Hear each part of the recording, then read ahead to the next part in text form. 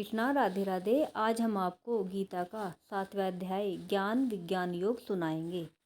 इसके उपरांत भगवान श्री कृष्ण ने कहा कि हे अर्जुन, मेरे प्रति तेरे मन में श्रद्धा भाव कैसे जागेगा, यह मैं तुझे बताता हूँ। इसे जान लेने के पश्चात बाकी कुछ भी जानने की आवश्यकता ही नहीं रहती। हे पार्थ, सृष्टि के हजारों प्राणियों में से कोई विरला ही ऐसा होता है जो मुझे अथवा मेरे परम पद को पाने का प्रयास करता है। ऐसे प्रयासकर्ताओं में कोई विरला ही होता है जो मुझे तत्व से जान पाता है और मुझ में मन से श्रद्धा का भाव रखता है। हे धनुर्धर अर्जुन, पृथ्वी, जल, आकाश, वायु, तेज, मन, बुद्धि एवं अहंकार रूपी 8 तत्व ही मेरी प्रकृति है। इन सब की उत्पत्ति मेरी ही माया से होती है। यह भी सभी 8 तत्व शरीर के भीतर भी हैं और बाहर भी। शरीर के अंदर इनकी क्या स्थिति होती है, अब यह भी जान ले। धरती का अंश मांस है, जल का अंश लहू है और तेज अग्नि है जो उदर में अन्न को पचाती है। आकाश को अंश पोलापन है तथा मन, बुद्धि और अहंकार, यह 8 मेरी माया है। हे कुंती नंदन, 9वां तत्व स्वयं प्राणी है। सारा संसार इन्हीं तत्वों का है। 84 लाख योनियां भी इन्हीं की बनाई हुई हैं। अब यह भी सुन कि मैं कैसा हूँ और कौन हूँ। सारी सृष्टि मेरी ही माया से उत्पन्न है। मेरे ही द्वारा यह सब उत्पन्न हुए हैं।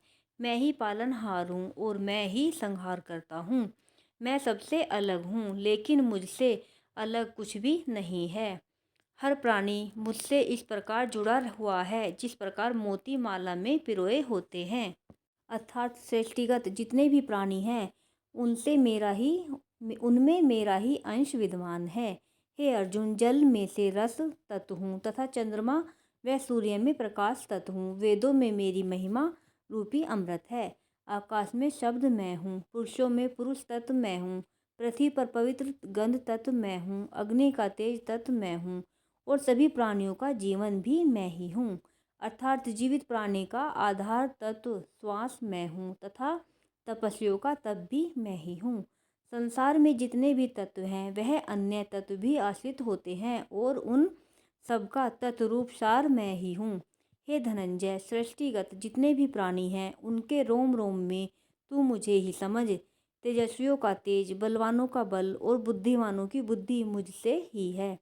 प्राणियों द्वारा शास्त्र अनुकूल किए जाने वाला शुभ कार्य भी मैं ही हूँ। सत्व, रज एवं तम से भी जिन भावों की उत्पत्ति होती है उसका भी उत्पादक मैं ही हूँ। हे कौन्ते, इन सभी में मैं ही कर्ता रूप होते हुए भी इनसे पृथक हूँ। हे श्रेष्ठ पार्थ, सांसारिक विषयों के फलस्वरूप प्राणियों में मोह की उत्पत्ति होती है।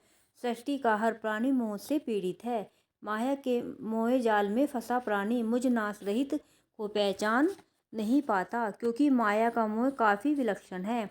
इससे तो वही प्राणी विमुख हो सकता है जो नित्य निरंतर मेरा ही स्मरण करता है। हे अर्जुन, 4 प्रकार के प्राणी ही पुण्यात्मा होते हैं। जो रोगी होते हैं वह अपने रोग के निवारण के लिए मेरा स्मरण करते हैं। कुछ प्राणी ऐसे होते हैं जो ज्ञान पाने के लिए मेरा स्मरण करते हैं। कुछ प्राणी धन की कामना मन में लिए मेरा स्मरण करते हैं और कुछ प्राणी पुत्र प्राप्ति के लिए मेरा स्मरण करते हैं। हे पार्थ, जो ज्ञान पाने के लिए मेरा स्मरण करता है, भजन करते हैं, वही श्रेष्ठ ज्ञानी होते हैं। हे पांडुपुत्र अर्जुन, मैं ज्ञानियों को प्रिय हूँ और ज्ञानी मुझे प्रिय हैं। परंतु जो लोग आरोग्य, धन अथवा पुत्र की कामना लेकर मेरा स्मरण करते हैं उन्हें भी तू बुरा या ज्ञानी ना समझ। ऐसे प्राणी भी उदार हृदय वाले और श्रेष्ठ हैं जो मेरा स्मरण करते हैं। लेकिन ज्ञानी मेरी आत्मा है। ज्ञानी तो दृढ़ निश्चय के साथ मेरे चरणों से बंधे हुए हैं। उन्होंने मुझ में ही अपना ठाकुर और ईश्वर माना है। कि हे अर्जुन, कई जन्मों की साधना के बाद उनकी बुद्धि निर्मल होती है, तभी वे मुझे पहचानने योग्य बुद्धि एवं ज्ञान प्राप्त करते हैं। वह ज्ञान कैसा है, अब उसे सुन। जो ज्ञानी मुझे वासुदेव समझते हैं वह महंत कहलाते हैं, परंतु ऐसे ज्ञानी संसार में दुर्लभ हैं। जो मुझे त्याग कर देवताओं की उपासना करते हैं उनका ज्ञान केवल कामना तक ही सीमित है। वे कामना की पूर्ति के लिए ही देवताओं की उपासना करते हैं।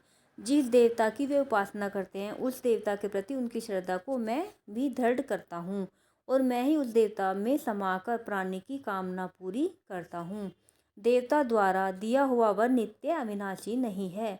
जो प्राणी जिस देवता को पूजते हैं वे उसी देवता के लोक को प्राप्त होते हैं, लेकिन मेरे भक्त परमानंद अविनाशी पद को प्राप्त होते हैं कि हे अर्जुन, मैं एकांती और अविनाशी हूँ। मैं किसी से प्रकट नहीं हुआ हूँ, मैं अजन्मा हूँ, किंतु बुद्धिहीन प्राणी मुझे भी जन्मा अर्थात किसी से प्रकट हुआ समझते हैं। यहाँ भगवान श्री कृष्ण ने अर्जुन पर कटाक्ष किया है क्योंकि अर्जुन श्री कृष्ण को देव की पुत्र के रूप में ही जानता था, इसलिए वह भगवान श्री कृष्ण को सखा, प्रिय, वासुदेव नंदन आदि शब्दों से भी संबोधित करता रहा। लेकिन मोहग्रस्त अर्जुन यह जान नहीं पाया कि श्री कृष्ण सामान्य प्राणी नहीं वरन साक्षात विष्णु हैं।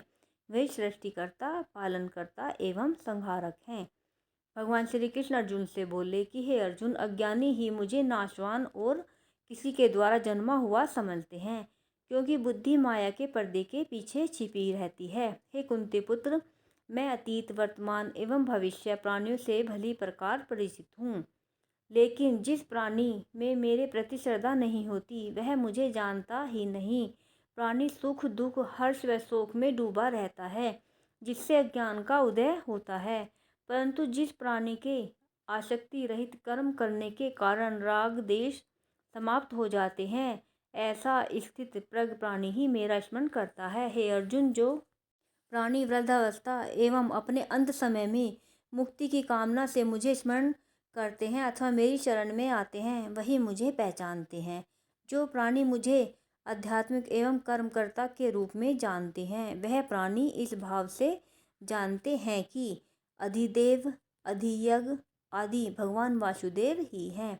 जिस प्रकार मेघ, धूप, जल तथा हिम आदि सभी जल के प्रारूप हैं, ऐसा शांत चित्त एवं ज्ञानवान प्राणी ही मृत्यु के समय मेरा स्मरण करता हुआ मेरे धाम को प्राप्त होता है। राधे राधे।